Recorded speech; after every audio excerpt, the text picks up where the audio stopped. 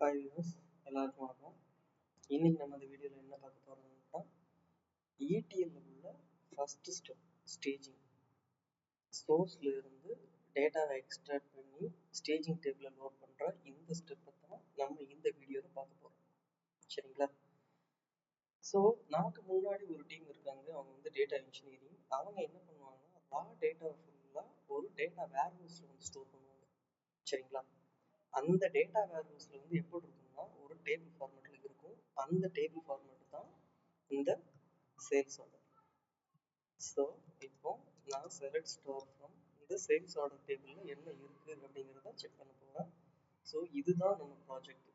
இதை நம்ம வந்து கிளீன் அப் பண்ணி இந்த டேபிள் உள்ள டேட்டாஸை நம்ம ETL ப்ராசஸிங் பண்ணி நம்ம என்ன பண்ண போறோம் அப்படின்னா விசுவலைசேஷனுக்கு கொண்டு போக போறோம். சரிங்களா? அதாவது டேட்டா அனாலிட்டிக்ஸ் தேவையான ஸ்டெப்ஸ் எல்லாம் நம்ம பண்ணி முடிக்க போறோம் SQL யூஸ் பண்ணி. சரிங்களா? ஸோ இப்போ சேல்ஸ் ஆர்டர்ங்கிற டேட்டாவை தான் நம்ம செக் பண்ண போறோம். இதை ரன் பண்ணி பார்க்குறோம்.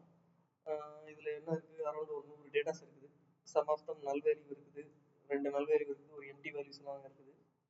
ஸோ இப்போ ஃபர்ஸ்ட் உங்ககிட்ட பிசினஸ் வந்து ஏதாவது வந்து ரூல்ஸ் கொடுத்துருக்காங்களா? இப்போ ஒரு ஆர்டர்னா எந்தெந்த வேல்யூஸ் எல்லாம் முக்கியம் அப்படிங்கிறது உங்கள்கிட்ட இன்ஃபர்மேஷன் கொடுத்துருக்காங்க. அவங்க சிம்பிளா சொன்ன ஒரே வேல்யூ இருக்கிற எல்லா ஃபீல்டுமே முக்கியம் அப்படிங்கிறது சொல்லிட்டாங்க. ஸோ அப்போ இதுல நம்ம என்ன மாதிரி கிளீன் அப் பண்ணணும்? ஏன்னா நம்ம ஒர்க் பண்ண போறது வந்து ஃபர்ஸ்ட் சாம்பிள் டேட்டா வச்சு தான் ஒர்க் பண்ணணும். அந்த சாம்பிள் டேட்டாவில் உள்ள இஷ்யூஸ்லாம் நம்ம அவாய்ட் பண்ணி நம்ம வந்து கிளீன் அப் பண்ணி அதை டிரான்ஸ்ஃபர்மேஷன் பண்ணி தான் நம்ம வந்து லோட் பண்ணவே செய்வோம். சரிங்களா? ஸோ இந்த சாம்பிள் டேட்டாவில் இருக்கிறத பேஸ் பண்ணி நமக்கு என்ன வருது, நம்மளோட ஃபைண்டிங்ஸ் என்ன ஃபர்ஸ்ட் அப்படிங்கிறத நம்ம கண்டுபிடிக்கணும். சரிங்களா? ஸோ அதுக்கு என்ன பண்றேன் அப்படின்னா அடுத்து ஒரு செலக்ட் எழுதுறேன். அதில் count star from sales order அப்படின்னு போடுறேன். Sales order. சரிங்களா? ஸோ இது வந்து டோட்டல் ரெக்கார்ட்ஸ் வச்சுப்போம். சரிங்களா? இப்போ நெக்ஸ்ட் என்ன அப்படின்னு பார்த்தீங்க அப்படின்னா count order ID order count. Next customer name count first கவுண்ட்னு வச்சுக்குவோம். நெக்ஸ்ட் என்ன கவுண்ட் ஆஃப் ஆர்டர் டேட். ஏன்னா ஆர்டர் டேட்டும் one of the important field. சரிங்களா? ஸோ அதெல்லாம் நம்ம மிஸ் பண்ண முடியாது. ஸோ ORD date count அப்படின்னு வச்சுக்கோங்க. நெக்ஸ்ட் என்ன பண்ண போறோம்னா கவுண்ட் ஆஃப் ப்ராடக்ட். ஸோ இதெல்லாம் நம்ம இனிஷியல் அனாலிசிஸாக பண்ணணும். இது நான் ஜஸ்ட் உங்களுக்கு சாம்பிளுக்கு தான் நான் இதை வந்து என்ன பண்றேன் உங்களுக்கு அப்படின்னா இதை பண்றேன். சரிங்களா? ஸோ குவான்டிட்டி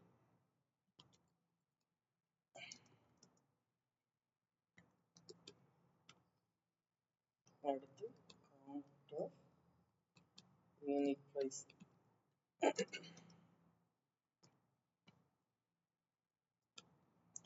ஸோ இப்போ நம்ம எல்லாத்துக்கும் கவுண்டர் ரெடி பண்ணிட்டோம். இப்போ இதை ரன் பண்ணி பார்க்குறோம் என்ன ஆன்சர்ஸ்லாம் வருது அப்படின்னு செக் பண்ணி பார்க்குறோம்.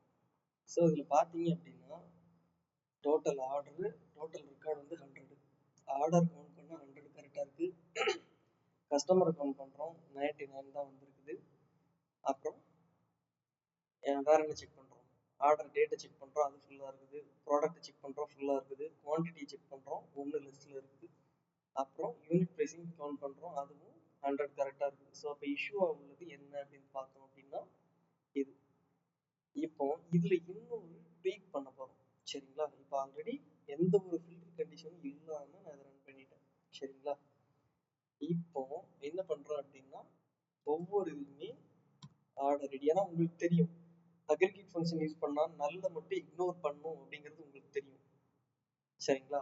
ஆனால் எம்டி ஸ்பேஸ் வந்துச்சுன்னா இக்னோர் பண்ணுமா அப்படின்னா அது எம்டி ஸ்பேஸ் வந்துச்சுன்னா இக்னோர் பண்ணாது. அது வந்து ஒரு வேல்யூவை கன்சிடர் பண்ணிக்கணும். சரிங்களா?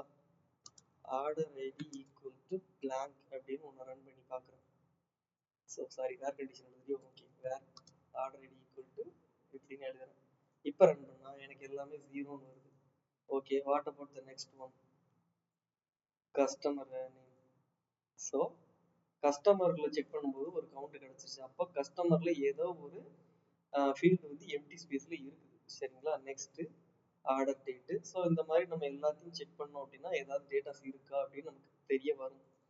இப்போ வந்துருச்சு. அப்போ இப்போ என்ன பண்ணணும் அப்படின்னா where condition customer name equal to empty string இந்த மாதிரி கொடுத்து இதை ரன் பண்ணா அந்த ரெக்கார்டோட டீட்டெயில்ஸ் நமக்கு தெரிஞ்சிடும். ஸோ கஸ்டமர் நேம் இல்லாம ஒரு டிரான்சாக்ஷன் நடந்திருக்குது, பட் அதுக்கு ஒரு ஐடியும் ஜென்ரேட் ஆகுது, ஆர்டர் ஐடியும் ஜென்ரேட் ஆகுது. இது ஒரு பாசிபிள் சினாரியோவா அப்படின்னு நம்ம கஸ்டமர்கிட்ட கேட்கணும். சரி, அப்போ நம்ம இப்போ ஃபைண்ட் அவுட் பண்ணதெல்லாம் என்ன? நல்லா கொஞ்சம் வேல்யூ இருக்குது. சரிங்களா? இப்போ இதை வேர் கண்டிஷன் இல்லாம ரன் பண்ணா கஸ்டமர் கவுண்ட்டும் குவான்டிட்டி கவுண்ட்லயும் இஷ்யூ இருக்குது. ஸோ நம்ம எப்பெல்லாம் அந்த கவுண்ட் யூஸ் பண்றோமோ நல்ல மட்டும் தான் இக்னோர் பண்ணும், எம்டி ஸ்பேஸையும் ஜீரோவை அது இக்னோர் பண்ணாது. சரிங்களா? ஸோ அப்போ ரெண்டு இடத்துல நல் இருக்குங்கிறத கண்டுபிடிச்சோம். அப்புறம் பிளாங்க் ஸ்பேஸ் பண்றதுக்கு வேர் கண்டிஷன் போட்டு செக் பண்ணி பார்த்தோம். அதுல ஒரு ரெக்கார்டு மாட்டுச்சு, அது கஸ்டமர் நேம்ல இருக்குங்கிறத கண்டுபிடிச்சோம். ஸோ அதை நம்ம ரன் பண்ணி பார்க்கும்போது தான் இந்த ரெக்கார்டு கிடைச்சது, ஒரு நேம் கஸ்டமர் நேம் இல்லாம இருக்குன்னு சொல்லிட்டு.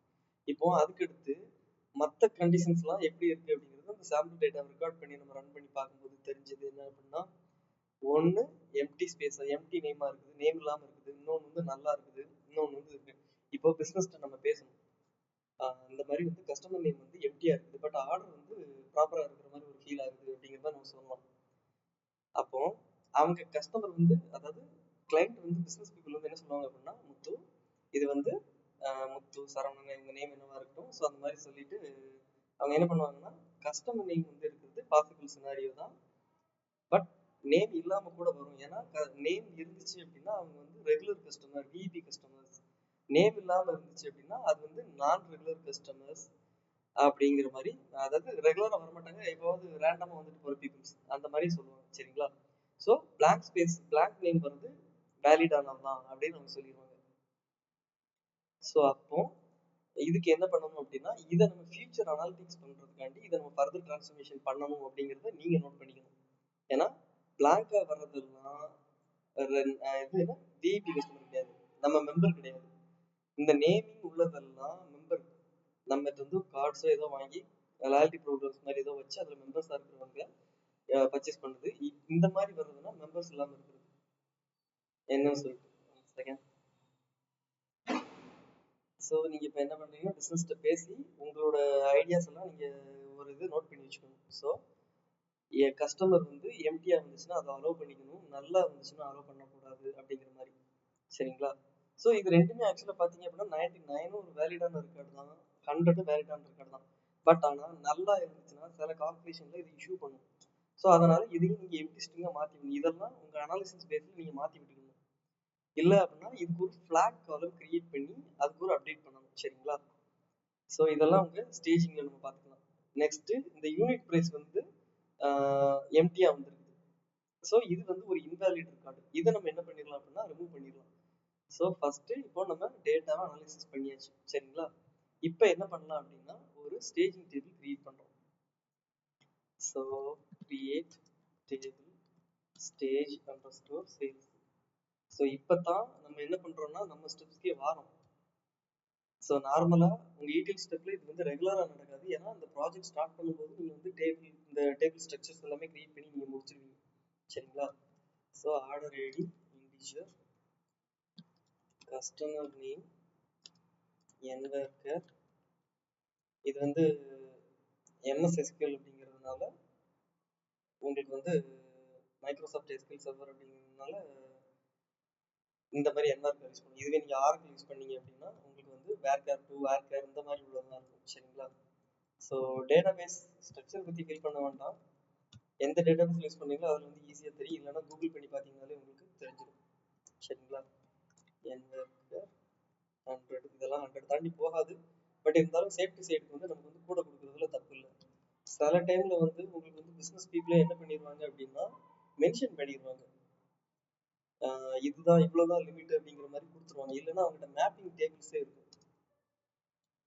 ஸோ அந்த மேப்பிங் டேபிள் நீங்க ஃபாலோ பண்ணீங்க அப்படின்னா அதை பேஸ் பண்ணி நீங்க டேபிள் ஸ்ட்ரக்சர் கிரியேட் பண்ணிட்டு போயிட்டே இருக்கலாம். சரிங்களா? ஓகே, ஐ திங்க் இவ்வளோ போதும்னு நினைக்கிறேன். ஸோ சேம் ஸ்ட்ரக்சர் தான். ஸோ இப்போ ஒரு ஸ்டேஜிங் டேபிள் கிரியேட் பண்ணிக்கிறோம். எல்லா காலம்ஸ் இருக்குன்னு பாருங்க. Order ID, customer name, order date, product, quantity, unit எல்லாமே இருக்குது. ஓகே, ரன் பண்ணுங்க. இப்போ என்னாச்சு, ஸ்டேஜ் டேபிள் வந்து கிரியேட் ஆயிடுச்சு. இப்போ என்ன பண்றோம்னா, இந்த சேல்ஸ் ஆர்டர்ல உள்ள டேட்டா ஃபுல்லா நம்ம என்ன பண்ண போறோம் அப்படின்னா இந்த ஸ்டேஜ் டேபிள் லோட் பண்ண போறோம். அதுக்கு ரொம்ப சிம்பிள் தான். இன்சர்ட் இன்டு இந்த டேபிள் இல்ல, ஆக்சுவலா இந்த டேபிள் இன்சர்ட் இன்டு பின் போட்டு செலக்ட். சம்டைம்ஸ் இந்த ஒர்க் ஆகாது. Yes, correct. இந்த வந்து ஒரு இஷ்யூவா காட்டுது. ஸோ இந்த மாதிரி போடலாம். பட் நார்மலா என்ன பண்ணுவாங்க அப்படின்னா இந்த காலம் நேம்ஸ் எல்லாம் ஃபில் பண்ணுவீங்க.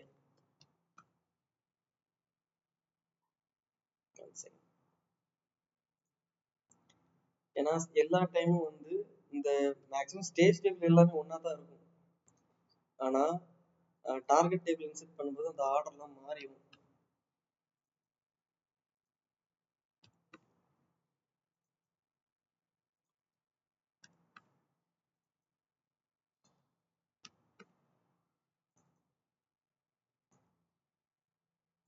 ஸோ இப்போ இதை ரன் பண்ணி செக் பண்ணிக்கோங்க ஆர்டர்லாம் கரெக்டாக இருக்கான்ட்டு. இப்போ என்ன பண்ணுங்க அப்படின்னா இப்போ ஸ்டேஜ் டேபிள் கிரியேட் பண்ணியாச்சு. இப்போ சோர்ஸ் டேபிளில் உள்ள டேட்டாவை நம்ம என்ன பண்ணுறோம், ஸ்டேஜிங்க்கு இன்செர்ட் பண்ணுறோம். ஸோ ஸ்டேஜிங் இன்செர்ட் முடிச்சு. ஓகேவா? ஸோ நெக்ஸ்ட் டைம் பண்ணும்போது என்ன நடக்கும் அப்படின்னா இந்த டேபிள் ஃபர்ஸ்ட்டு ட்ரங்கேட் ஆகிட்டு தான் அடுத்த ஸ்டெப்பே நமக்கு இன்செர்ட் ஆகும். ஸோ இப்போ ஸ்டேஜில் இன்செர்ட் முடிஞ்சிருச்சு. இப்போ நம்ம கிளீனிங் எல்லாம் என்ன பண்ண போகிறோம் அப்படின்னா இப்போ நம்ம முன்னாடி ஒரு அனாலிசிஸ் பண்ணோம் இல்லையா, அந்த அந்த அனாலிசிஸ் எல்லாமே நம்ம வந்து இதுலயும் ரிப்பீட்டடா பண்ணுவோம். பட் நம்ம ஆல்ரெடி சோர்ஸ்ல பண்ணதுனால இங்க நம்ம பண்ணல. இப்போ வந்து என்ன பண்ண போறோம் அப்படின்னா ஜஸ்ட் இதை ரன் பண்ணி செக் பண்ண போறோம். இதுல வேலிட் இல்லாத சினாரி என்ன அப்படின்னு பாத்தீங்கன்னா இது பிளஸ் இது நல்லா இருந்துச்சு அப்படின்னா இதை வந்து நீங்க என்ன பண்ணணும், என்னன்னு மாத்தி விடுங்க அப்படிங்கறத நம்ம சொல்ல போறோம். சரிங்களா? இப்போ என்ன பண்ண போறோம் அப்படின்னா ஒரு அப்டேட் ஸ்டேட்மெண்ட் எழுத போறோம். அப்டேட் ஏன்னா கிளீன் அப் பண்றோம். சில இதை வந்து நம்ம டிரான்ஸ்ஃபர்மேஷன் பண்ணுவோம். அதுதான் இந்த இது கஸ்டமர் நேம் நல்லா இருக்கிறதுக்கு பாசிபிலிட்டிஸ் இருக்கு. ஸோ அதுக்கு என்ன கண்டிஷன் எழுதணும் அப்படின்னா எம்டி ஸ்ட்ரிங்கை நம்ம அனுப்புறோம். Where customer name is null or customer name equal to empty string. ஆக்சுவலாக எம்டி ஸ்ட்ரிங் தேவையில்லை, ஏன்னா எம்டி ஸ்ட்ரிங் இருந்துச்சுன்னா நமக்கு பிரச்சனையே இல்லை. ஸோ டேரெக்டாக நம்ம நல்லா இருந்தால் மட்டும் இது பண்ணுங்கன்னு சொல்லி ஒரு சின்ன இது பண்ணுறோம். ஏன்னா இது நம்ம பேஸ்டாக நம்ம அனாலிசிஸ் பண்ணி நம்ம இதை ஒர்க் அவுட் பண்ணியிருக்கோம். சரிங்களா? இப்போ 1 rows is affected.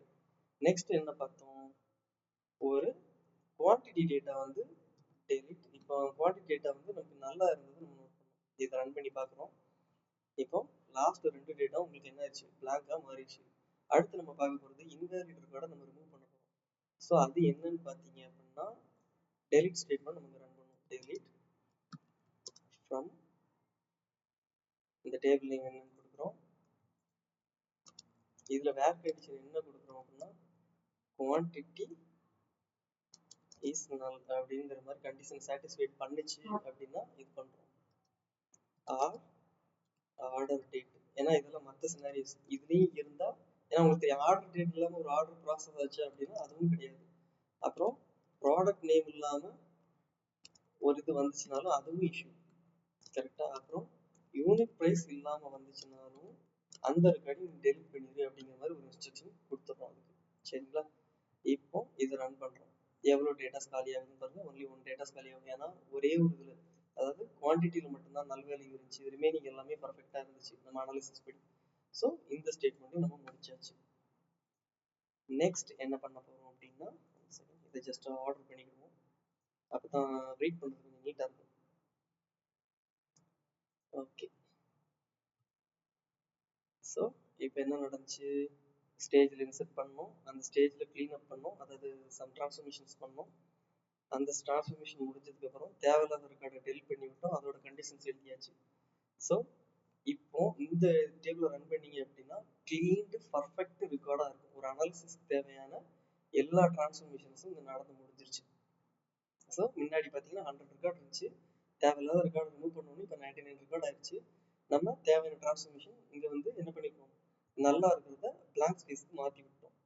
சம்டைம்ஸ் வந்து சினாரியோஸ் என்ன மாதிரி இருக்கும் அப்படின்னா இதை வந்து என்ஏவை மாற்றுங்க அப்படின்னா, இல்லைன்னா புதுசா ஒரு ஃபிளாக் காலம் கிரியேட் பண்ணி அதுல அப்டேட் பண்ணுங்க அந்த மாதிரி சொல்லுவாங்க.